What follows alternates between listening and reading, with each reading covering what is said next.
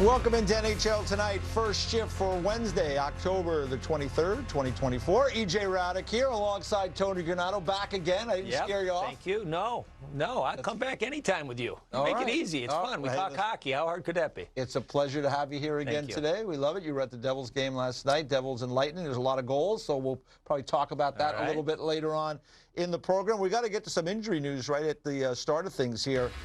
Bad news today for two clubs in the Western Conference. The St. Louis Blues, Robert Thomas, fractured ankle out 6+ weeks. Really bad news there for your number one offensive threat, 20 minutes a night.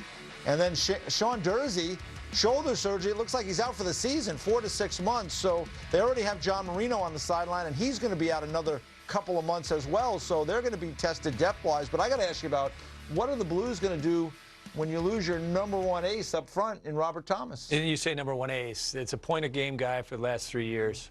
He's on the ice more than anybody from a forward standpoint, so every time there's a key situation, the coach is throwing him over the boards. So you lost a big player. But opportunity, Shen, Vishnevov, Dylan Holloway, some of these other forwards, now Kyrou, they just got to take on the responsibility to understand, hey, we don't have our guy with us, but we got to work hard and be more focused on the little details of the game until he's able to get back. But big loss, but St. Louis off to a decent start at 4-3. They do have enough veteran players there as well that can kind of help them through it. But you do have to play a little bit more aware of the fact that our big guy's not here for a little while, but we can get through with it. Yeah, well, so we'll keep an eye on those situations in St. Louis and Utah. Let's get to first things first today. And I guess you got it when a team is the only undefeated, no blemishes, let's say. No overtime, shootout loss, nothing. 6-0. And the Winnipeg Jets went into St. Louis and beat those Blues last night. Hellebuyck was terrific. They managed to find a way to hold off the Blues late, Tony.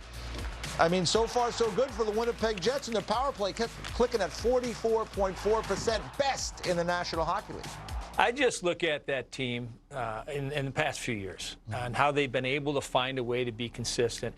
When teams are hard to play against, it doesn't mean that you have to run the other team through the boards. It doesn't mean that you have to outskill them every shift. It means that you have to play a disciplined way enough to frustrate the other team's skilled players, to stay in games, to make sure that your best player, and in this case we all know their best player is their goalie in Hellebuyck, has a chance to be the best player on the ice. So you got to be solid around the net. Can't give outnumbered attacks carelessly. Just play smart games. And that team does it consistently. So I've been impressed with them this start. They've been in some tough games. They found ways to blow teams out. They found ways to win games when they were down after 59 minutes, 1-0 to the Hawks. They tied it up with a 6-on-5 goal and then won in overtime. So 6-0 is an amazing start. And can they continue to be that team throughout the year of not being undefeated, but to be at the top and fight for home ice advantage in the playoffs? I think they can. Yeah, piling up those points is so important. We showed you the division standings there, right? Like, you got to figure the Predators who won yesterday, they're going to get better. The Avalanche are going to get better. They're going to climb up. To pile up those points early, and even still, with 6 wins, they're sitting there only 2 points in front of the teams that are chasing them, the Dallas Stars and, those other clubs, that are in that division. Utah Hockey Club has been off to a pretty good start. So, these points are so valuable to get early. And what it means to the team is they're starting to gain confidence in what the coaches are selling, what the leaders are doing to come to the rink every day with the mentality of, hey, guys, we got something nice. Let's stay with it. And then if it does get off the tracks a little bit and they lose a couple games, it's easy to refer back. Hey, guys, remember what we were doing so well earlier? Get pucks in deep. Let's be patient. Let's not force the game. Let's make our goalie give him the opportunity to be great every night. So I think when you go through a streak like this, it really can give you a confidence. So when things do get off the tracks a little bit, you can get right back on them. Yeah, 5 players with 7 or more points. Hellebuyck has been great, .948 save percentage. I mentioned the power play. All those things don't seem sustainable over the course of a season, but to get that start again, you build up those points, and like you said, you can lean on that stuff throughout the season. And the depth they got up front. Like 4 lines come over the boards. They're giving you something different. Each line gives them a little bit something different. There's speed, there's physicality, there's smarts, there's a grinding style. It's all different things. So when you're another team and you're trying to go, okay, let's break down Winnipeg. What are we going to do? How are we going to beat them? It's tough to find a weakness in that. And I think, with what they've got going right now, the most important thing, obviously, staying healthy. Obviously, continuing to rely on your goaltender, but making it easy on him will be the key as we move forward. All right, so we'll stay in the Central, and the Minnesota Wild, they Wow. go down into South Florida and send their own message by beating the defending Stanley Cup champions pretty significantly. They beat them 5-1 on their home ice. The Wild 4-2 so far this season. They have not trailed at all this season. Their losses, those overtime shootout losses, they were never trailing in those games. 6 games now. The only time it's happened more than that to start a season was a pretty good team, the 69-70 Boston Bruins, Wow. Big Bad Bruins, that of Bobby Orr and company. They started 7 games without trailing. They were 6-0-1 to start that particular season. But Minnesota, they're getting it done. Same thing. Their power play, 5th best in league, 33%, coming at you with different line combinations, and their big boys are playing really well to start the season. Kaprizov, Zuccarello, Boldy. Yeah, and I think Johnny Hines last year when he took over, he had that kind of push there towards the end. It looked like they were kind of getting things together, had some momentum, and kind of the same thing, with a team like Calgary. They didn't get things going, but as the summer moved on, you focus on a few things for each of the players to get ready for the next season, and they've been able to do that and get off to a great start. So they're not sustainable to keep up this kind of a pace. Because they're not going to have the lead every game all year long. And the other part is, the league's too darn good. You and I talk about this all the time. Yeah. This league is so darn good. Yeah. So ride the streak as long as you can. Be ready for a few bumps in it, but as long as you got something special going, and again, the start that they've had has been remarkable. Flower as a backup, to me, I think is a huge piece because you got Gustafsson who's in there who's doing a great job, but to have a backup experienced guy like him, for the energy he brings in practice and on that bench to that locker room is a leadership point and quality that not a lot of backup goalies can give to a team. And then when he gets in the net, he's going to give you everything he's got. So I think that tandem is pretty special as well. Yeah, and they got the kid, I forget a blank on his name right now in the minor leagues, but a high draft pick. That will be ready. And so that is being ready down the road. So they have some nice depth there in goal. Moving through the division, though, like we talk about the Nashville Predators, like it's a tough start for the Preds, right? I mean, they were 0-5. They were almost in must-win territory in October at home ice against the Boston Bruins.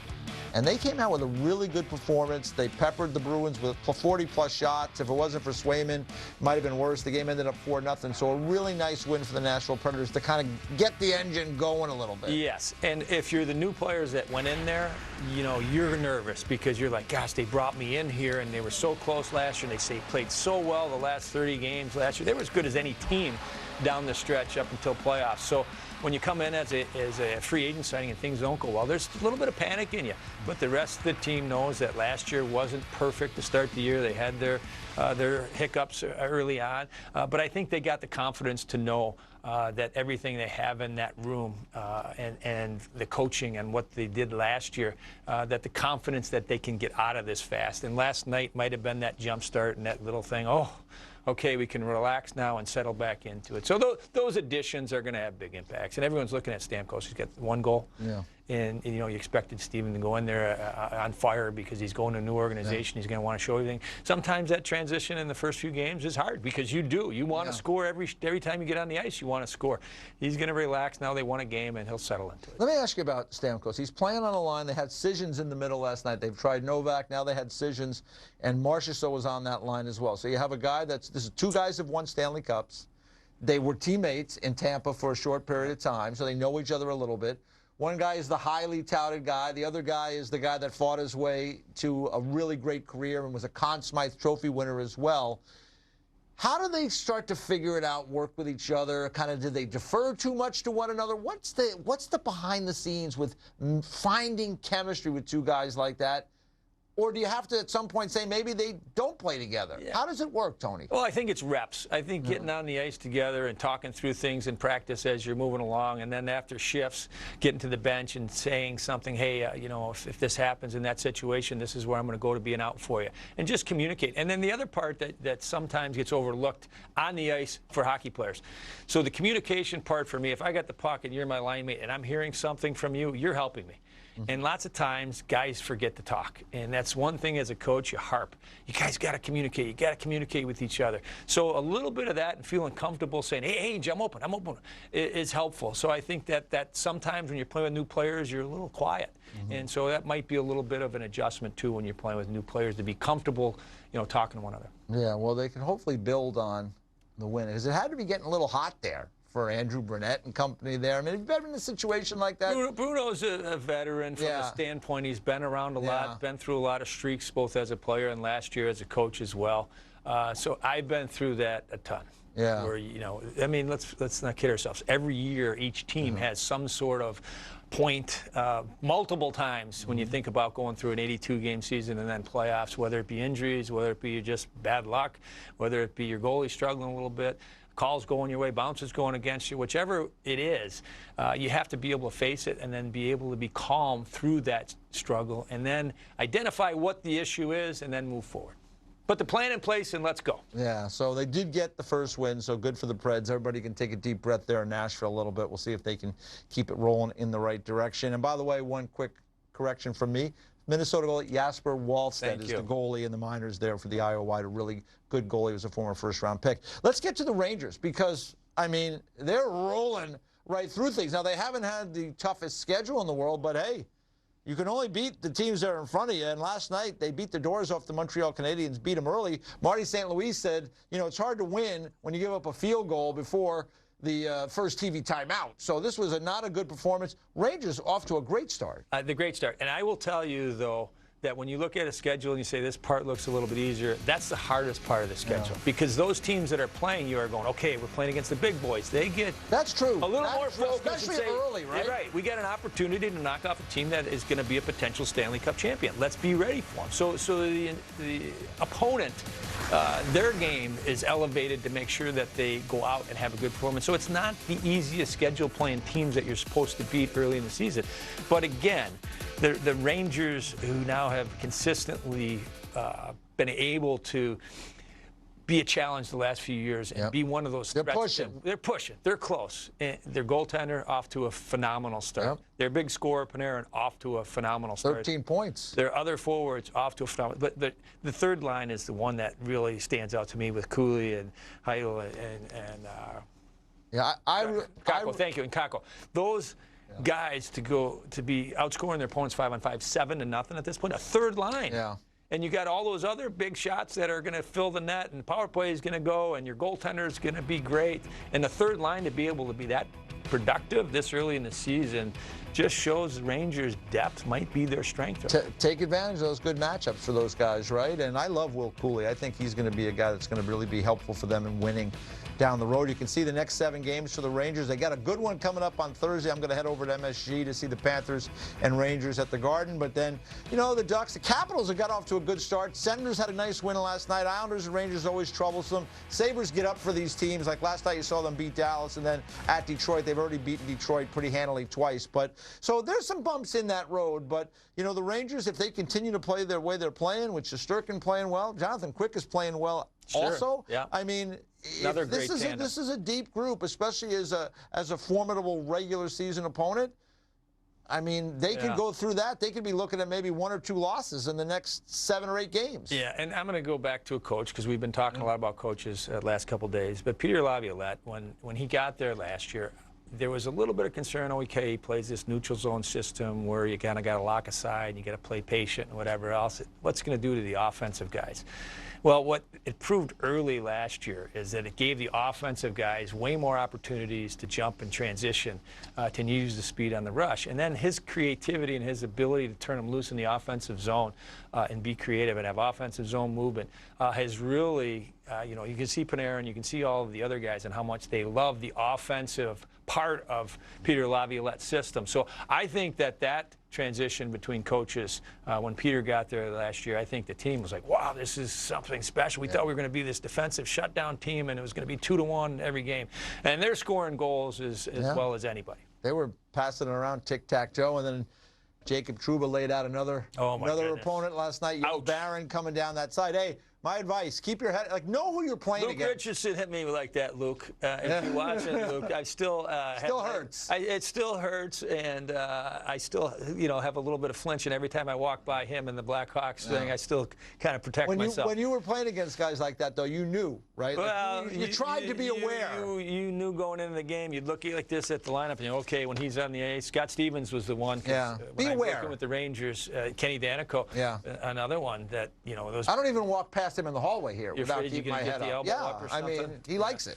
Yeah. He likes it. He likes it. That's in his DNA. He's still a player, so just keep on your toes. I will. So luckily, hopefully the kid is okay. But Rangers off to a good start. Coming up next, the Calgary Flames.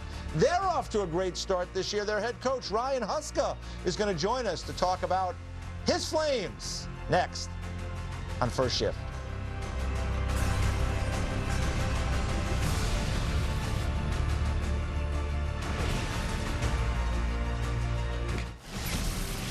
Well. Let's look at the Pacific Division standings, and the Calgary Flames sit atop the division, 5-0-1 on the season, near perfect. Just the overtime shootout loss, but they're coming off a shootout win over the Penguins last night when they rallied late to force overtime. And with that, we bring in their head coach, Ryan Huska. Ryan, thanks so much for the time today. We really appreciate it. I got to start with the shootout. You gave Justin Kirkland that opportunity there. Now, fans may not know about Justin. He is someone that has kind of kicked around the minor leagues for a while. He dealt with a pretty significant car accident that he was in. I believe it was last year or 2 years ago. And, you guys have given him an opportunity this year. He's been a great story. And then you're throwing him out there in the shootout, and he gets the winner. What was going through your mind as you're making that decision? Well, first, it's a nice story where Justin's kind of persevered along the way, and he kind of kept that belief in himself. So he's really made good with the opportunity that was presented to him when we had Sharon Govich go down with an injury. So really happy for him in that regard. But in regards to the shootout, he was lights out in the American League level. So when he was with our team a number of years ago in Stockton, they would use him all the time, and he was pretty much automatic when he would go in the American League level. So we know that from his track record with our team in the past. So I'm just thankful he was able to score in the NHL last night. Coach, congratulations on the start. I remember at the end of last season, and it was one of those years, it was a struggle most of the year, and there was lots of changes and trades and players coming in and out. You said something at the end of the year, and you said, as a team and organization, we as coaches and you guys individually as players have to use this summer to find a way to get better. What were you referring to, and what did you do to make sure you were better when you guys started the season? Well, for players, usually when you talk about that in the summer is they reflect a little bit on areas that they were good in and areas that they have to improve in. But a lot of their improvement comes from what they're doing off ice and making sure that they're coming back in great shape and ready to play for a tougher training camp that we had here.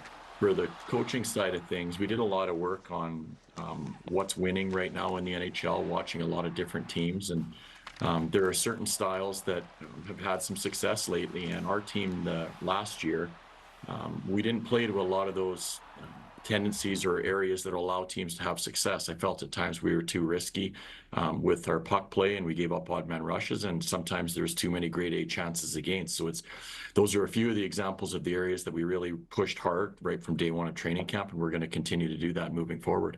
You say you look at the different styles. So, like, you talk about, certain things, they don't make sense, right? You don't want to give up odd man rushes. But was there something that stood out that you wanted to implement from someone else that you say, this is something that really helps us? Yeah, there's a lot of things, but I think when you watch and you're on the outside looking in and you watch playoff hockey and you try to take some of the tendencies from the teams that are having success, there's a lot of heavy forechecking in the playoffs. Florida is one of the best teams at it, and they found themselves in the Stanley Cup final for 2 years in a row, and they were the winners last year. And there's no secret how, they kind of changed their game, over the last couple of years where it's not so much clean entries all the time or looking to have advantages off the rush. It's about making sure you're putting pucks in behind and then being hard on opposing defensemen. So we took a little page out of that book, but a lot of that comes down to our 6 older players. If they don't agree with it or they're not going to play that way, it doesn't work. But I feel like our older guys have done an excellent job of kind of buying into what we're trying to do here this year. Yeah, and Coach, over the summer, too, you added one of my friends and one of the players that I used to coach in, Brad Larson, who I have a ton of respect for his work ethic, his passion, and all that other things. But adding another coach on your bench that has head coaching experience, can you explain to the fans what that means? Because I was in that spot before, and I didn't realize until I became an assistant after being a head coach on how important that role is to knowing what the head coach is going through. How has Lars been able to help you? I think that's one of the number one reasons why we've gotten ourselves off to a good start. He is a coach through and through. The way he presents, the way he teaches, his demeanor is calm yet firm around the players. But he's a really good sounding board for me, and maybe more directly, like he'll come to you with some areas that, hey, we're not good enough here, and this is my thoughts on it. So I really love the relationship that we've started to develop already. I think he's made our team better from the way he's been around the room. You talked about him being a really good person. That's number one, first and foremost. But he's a very smart coach, and that's something that I really appreciate this year. And we looked for it last year, to be quite honest with you. We had a conversation with him, but he wasn't really at the place yet to jump right back in. So when the opportunity came available this year, I was all over it, and I was really thankful that he decided to join our coaching staff here. You know, Coach, I always feel like, teams that are kind of like the Calgary Flames at the start of the season in terms of everybody's looking at it as kind of it's a rebuilding team. They made a lot of changes. What do we expect? I always think a good start is important, and you've gotten off to this good start this year. How important was that comeback in Game 1 in Vancouver? I mean, you go in there, their building is revved up. They have high expectations. They get off to a big start in the game, and your team just stayed with it. You end up finding a way to win that game. I mean, how important was that in building some momentum really early? Really big. And I think that's a great comment on your part. Like, it would have been easy that night for our team just to go away. And after the first period, I thought our players kind of reset themselves, collected themselves, and they got to our game. We were a little undisciplined in the first period there, but then we found our game, and we really liked the way we played in the second and third. And then you look at the game that we played up in Edmonton too, is another situation where our video coach here wanted us to challenge a goal early on, and he made a courageous call, and it ended up being right for us. So instead of us being down 2-0 at that situation and facing an Oiler power play, it was 1-0. And I feel like that was one of the moments too where we got our feet under us, and our game started to take off from that point as well. So there's been a few things that have I feel like have allowed us to have a good start this year, but having the resilience in certain situations like that would be near the top for sure. I'm going to follow it up just with another question about, again, teams in the situation that you guys are in. I always like to say, like, just go out, like, it's shift to shift. It's period to period. Let's not look far ahead. I mean, because, like, again, you have teams. Florida won the Cup, right? Vancouver, I just mentioned, the high expectations. Edmonton went to the final, high expectations. For your team, like, I think that's the way you build momentum. And if you could just keep your head focused in the moment, in that moment, each and every game. It's so hard to do in this league because it's 82 games. It's a challenge.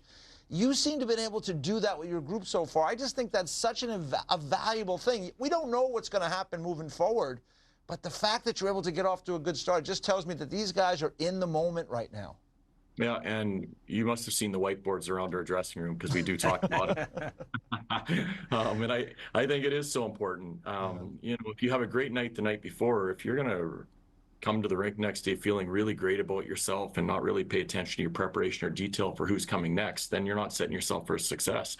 And it's the same the other way. If you have a tough night or a tough period, you move on. And I think our players have done an excellent job of resetting themselves after a game.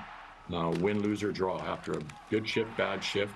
I really like the way they've been attacking the game and staying in the moment. So that's something that is important for our team, and we stress it a lot here. Yeah, and it looks to me, that your team, I don't want to say the word unflappable, but last night you had to bounce back and score a goal late with a 6-on-5 situation to find a way to get it to overtime before you won in the shootout.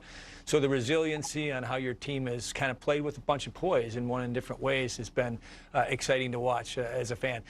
Is there the leadership group taking charge of the room? Has it been one where you just back off, or has it been a constant coaching thing of reminders? I think as coaches, we always try to give reminders. I think that's something that we do daily. But I will say that, I mean, we have you can call it a bigger leadership group here led by Michael Backlund. Those 6 guys have really taken the message that we want to try to get across to the players, and they've done a really good job of bringing it into the room and reinforcing it for us. Because we all know that as soon as the coach leaves the dressing room, if your top players or your leaders or your older players aren't on the same page, that message is going to change when that coach walks out of the dressing room. But our guys have been really good with that, and I really feel like they're the ones that are driving the bus for us. And you look no further than some of the contributions we had in the games last night. Naz ties it up for us late in the game. That's one thing that he does really well, along with being competitive. But our 2 best players on a night coming back from an overtime road loss were Michael Backlund and Blake Coleman, in my opinion. And Rasmus Andersson was our best defenseman last night. So those are the guys that you need to step up. You need them to be consistent with how they play. And I feel like we've gotten that in the first 6 games this year. The challenge now is, as we've alluded to, making sure the next day is the most important day for us. And we have a real tough test coming up tomorrow with Carolina in our building. Yeah, Carolina coming off an overtime win over the Oilers. One more for you. Your goaltending, this year it was going to be a change. Markstrom moves out. He goes on to New Jersey. Vladar's been around a while. He has been a good goalie, but you're giving Dustin Wolf more of an opportunity. He has excelled at the junior level, at the minor league level. What have you seen from the Wolfman so far? Because I like those numbers, .936. Yeah, I like them as well. If he wants to continue to post those, I'd be a happy guy.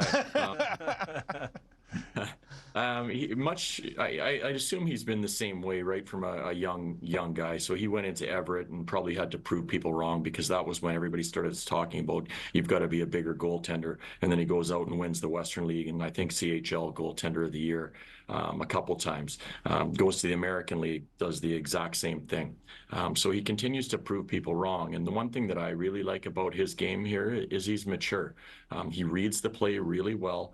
And he's very sticky. There's not a lot of rebounds that come off him, and I feel sometimes that makes a defenseman's job much easier, because they don't have to worry about all the things that are going to be lying around the front of the net when he's playing for us. But I'd also like to throw Dan Vladar in the mix there. Like, these 2 guys wanted an opportunity, and sometimes when you do have a goaltender that you know is going to get the bulk of the starts, like Jacob Markstrom would have for us last year, it's hard on those guys. They want to play a little bit more. Now they have opportunity, so there is a little competition between the 2 of them, and I think it's made both of them better players, and both guys have been near the top. I talked about a couple reasons why we have the we have now, but these 2 guys are a big reason as to why we're there too. All right. Well, Ryan, listen, thanks so much for the time. Keep up the good work out there. It's been fun to watch the Flames. I mean, that was a heck of a game last night. And good luck against Carolina coming up next. Thanks, Thank Coach. you. I appreciate your time. Thank you. All right. Ryan Huska, the head coach of the Pacific Division, leading Calgary Flames. When we come back, Steve Kouleas is going to join us. What's going on with goalies this year? And how about the Jets? They're playing very well. Kouleas, next on First Shift.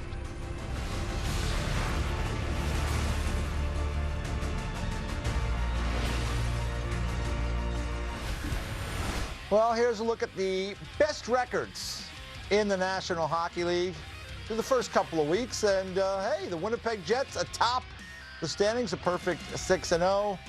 Rangers, expect them to be there. Look at the Calgary Flames. A great start by the Flames. The Wild, they haven't even trailed in a game this year. So with that, we bring in the master of the discussion room from NHL Network Radio, Steve Kouleas. And Cooley, last year, you came on, you beat up the poor Winnipeg Jets when they didn't perform in the postseason. Now they're off to a great start. Are you back on the Jet bandwagon?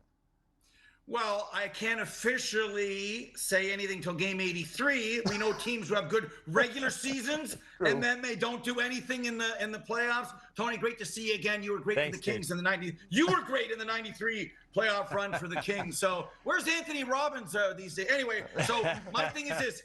Good for the Jets. You know, they're not just Connor Hellebuck. They've only allowed 10 goals. They got the #1 power play. Going back to Paul Maurice through Rick Bowness and now Stoddard Neal, I love how when they exit their zone, they go through the neutral zone, they make a decision. Zone entry, chip and chase, or dump and chase. This is a skilled team that's got people like Kyle Connor, Mark Scheifele, who's played great defense this year to go with his offense. We know what they have in the goaltending, but the zone entries, like last night, the Colin Miller goal, it was Ehlers' entry to Perfetti, my neighbor, curls in front. Miller then scores. It was a beautiful goal. They're one of the best zone entry teams in the National Hockey League. Their attention to detail defensively. When they played Pittsburgh, watch Adam Lowry win the draw, go to the net. Crosby should have had him. In the other zone, every faceoff Crosby won. Scheifele was on him like white on rice, and Crosby couldn't get anything going. So that's the part. Like in baseball, they say speed doesn't slump. In hockey, if you can play defense, that'll help you when the offense is slumping, gentlemen. I love it. I agree with you. Just one thing there. You mentioned the coaches, and what I really respect out of the three coaches that you mentioned, they're all great coaches. They all implemented something, and then when they got there and took over for the last coach, they recognized what they had, and they didn't try to change everything and say, okay, this is my team now, I got to adjust.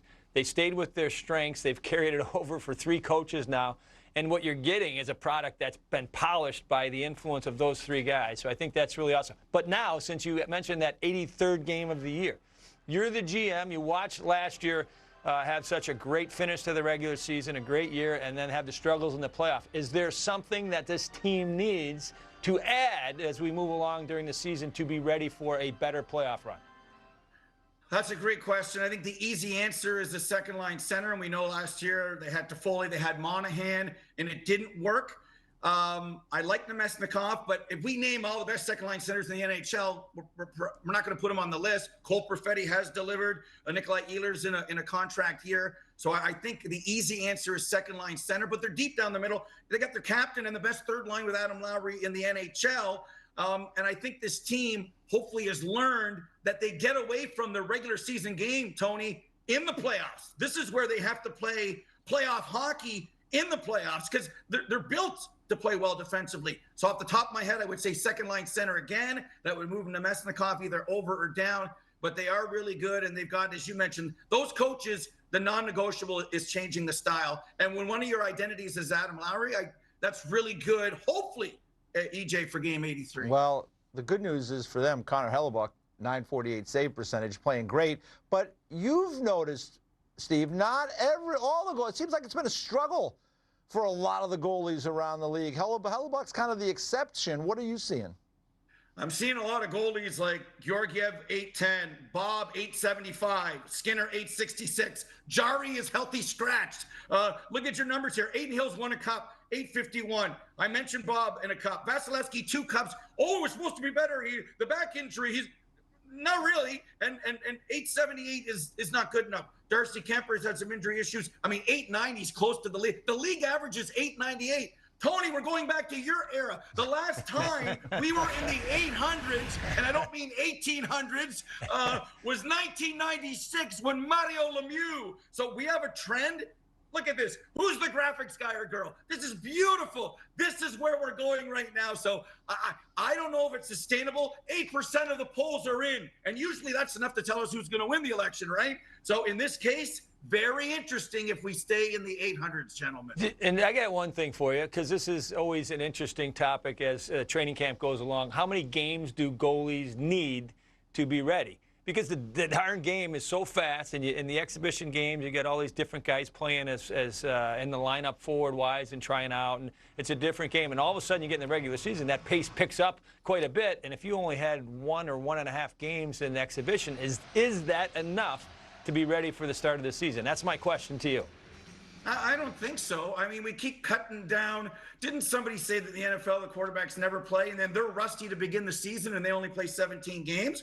I mean, if we had a 4-game exhibition schedule and you were playing, Tony, you'd probably want to play at least 2, maybe 3. We've had team, Bruce Boudreau, he told me once when he was in Toronto, they had 10 or 11. They're trying to get the extra each. We did that with Gretz, too. We had 10 with Gretz. Yeah. You played once you invented Vegas outdoor. Yes, we did. Right for the money. So I think at this point I can understand 60 games for the Hellebuycks of the world. There'd be times in March where I might say there's a road trip. Connor is going to stay home, rest. He has the flu bug, and you take your 2 and 3 goalie to get ready. I don't think that's a bad idea moving forward. The Grant Fuhr 79s and the Brodeur 70s are long gone. And for the teams that have that guy and then the drop off at number 2, I would use a 2-3 more, and 60 would be my cutoff. I like that thought. Let me tell you my experience as a head coach with Patrick Waugh as my goalie when I told Patty, hey, we're going to only play you in 7 of the last 10 games so you're ready for playoffs. He looked at the sheet and the schedule and he said, Tony, I'm playing all of these games. I'll see you in the playoffs. Because we were chasing Vancouver and we had this big push and we were still 3 or 4 points behind Vancouver. And he said, we're winning the division. I'm playing all the games. So I talked him into, I think we played him 8 of the last 10. And we ended up catching Vancouver. So we accomplished what we wanted to, and we still got him a couple days rest. Yeah. Well, hey, listen, that's Patrick Waugh speaks. When Patty spoke to me and said that, and the way he said it, I say, okay, Patty, I understand. Probably a good idea as the head coach to pay attention, because if not, maybe you're not the head coach for very long. Point. So who knows? But last thing, Cooley, I got to ask you about Zach Hyman. You're a little worried, and I'm quite frankly surprised. No goals, but no points in his first 7 games this year. This is a guy that had 54 in the regular season last year, 54 goals, 70 goals when you include the postseason. Kind of surprising he has nothing so far. Yeah, it's so I went to bed on that after having watched all the games, and we all went to bed at 2 o'clock last night, and it was a great night. So then I thought, okay, this is what the underlying numbers are supposed to help teach us. How bad is it? And apparently it's not as bad as 0 and 7 looks. Last year, after 7 games, he had 2 goals. Last year's expected goals were what you said, basically 54. He's supposed to have 3.5 right now. Well, 3.5 over 7 is a 40-goal year. Maybe EJ and Tony, that's what he is in that 35. So maybe, and he's not shooting as much. So last year was a career-high shooting percentage at 19. His career's 13. So that's going to factor in. And the fact that last year he had like almost 4 shots a game, and right now he's at 2 and change. So if the numbers tell us what they should, he should still bounce back and get to 36 to 45. So that's interesting. But you're right. When I see his Tony, that's 0. In beer league, I get to the 3rd period of game 1. I had 3 the other night, by the way. I get to the 3rd period of game 1. That 0 bugs me, as I know it bugged you. 248 goals. Yeah, well, what bugs, for a goal scorer, that's the way he helped the team all last year. So I'm sure there's frustration. I'm sure now he's squeezing the stick a little bit, but he's a great player. And I like you found numbers to support the fact that he can get back on track and finish with that 35 to 40, because I think he's more than capable, and I know his line mates will be helping him do just that. Yeah, I'm not too concerned yet, but it is surprising, 7 games and not even a point. But with that, Mr. Kouleas, we'll let you get on your way. Thanks so much for the time. We appreciate it. He's got the light out. What do you got? Tom Wilson, his 6th of the year tonight. All right. Wow. Very good. All right, there it is. The light is on. Thank you, Steve. All right. Thank you. Get going there. All right.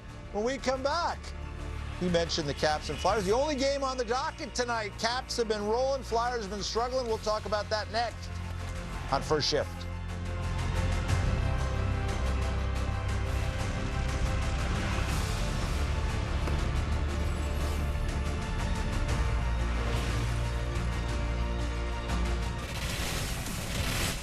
And you can see the season comparison, Flyers and the Capitals. The only game on the docket tonight. We had 16 last night.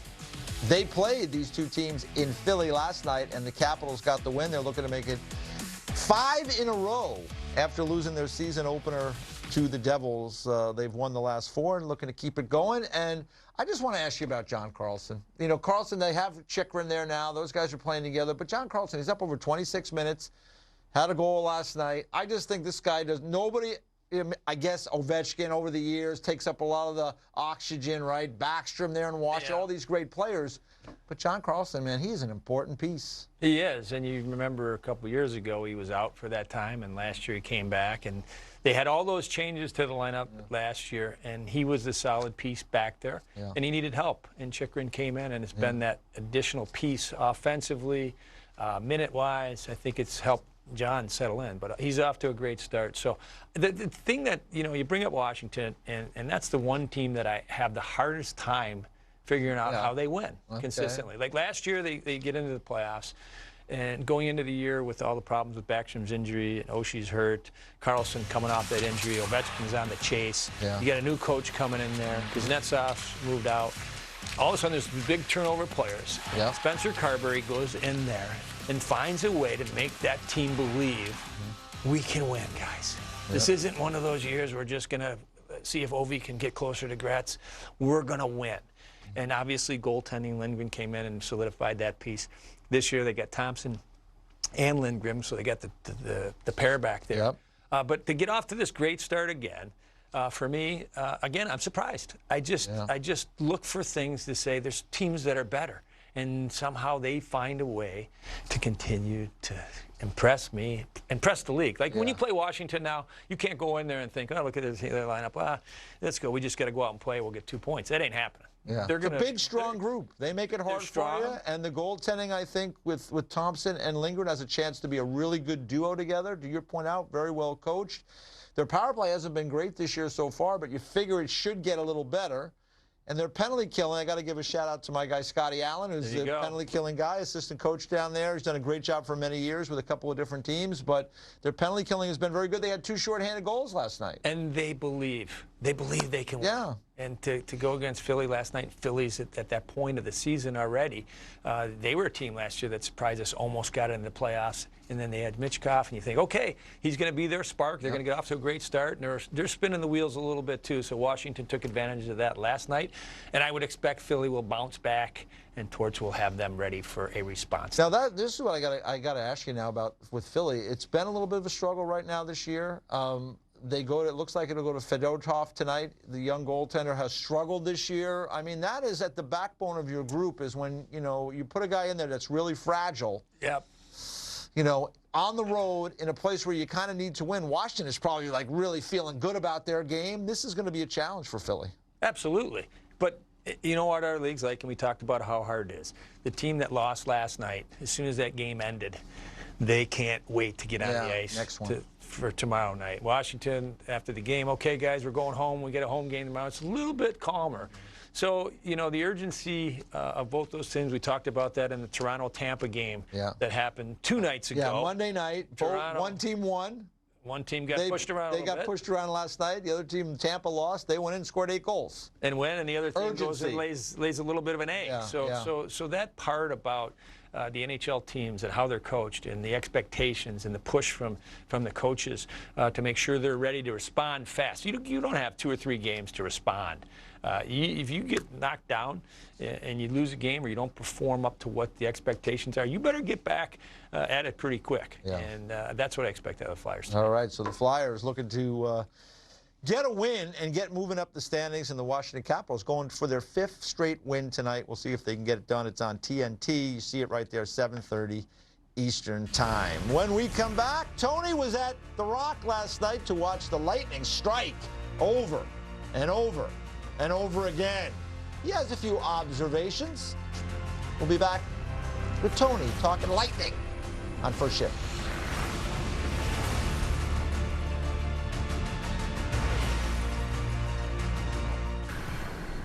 That was a bad line change there by the Devils. And now good move by Lilleberg. Rebound, score. Hagel, a natural hat trick. After Lilleberg drove net front, Hagel finds the rebound, and it's 5-2. Tony, you were at The Rock last night. You saw Brandon Hagel keep rolling with the hat trick in the game. He's been such a good player for the Lightning. Yes, and first of all, Tommy Fitzgerald and the staff of New Jersey, thank you for the nice welcome last night and the hospitality.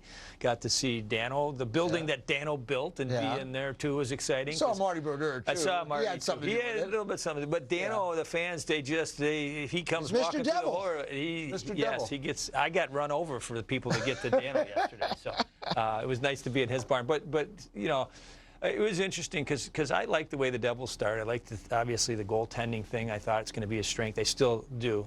Allen didn't have a great game last night, but Markstrom, having him there, it gives them the piece that I think the last couple of years has been inconsistent.